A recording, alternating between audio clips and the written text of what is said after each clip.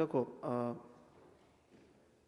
по ништо не се согласуваме и многу сум горд поради тоа, но искрено мене би ми било срам да се доведам во позиција да видам 8 години советник за економски прашања на Зоран Заев, па потоа вице-премиер и да сум приморан по таков мандат да излегувам во собранието на говорница да кажувам вакви факти кои што немаат никаква врска со вистината. Што е разликата? Дека сега во овој мандат се градат инфраструктурни проекти. Оваа држава оди напред, дека е вистина дека се развива економски колку што може, но исто така е вистина дека има многу барања, а ограничени ресурси. А тоа што е важно на крајот од денот, што овој народ гледа и цени, кој искрено сака да му помогне, кој искрено сака да сработи со него и кој искрено сака да му го покачи животниот стандард.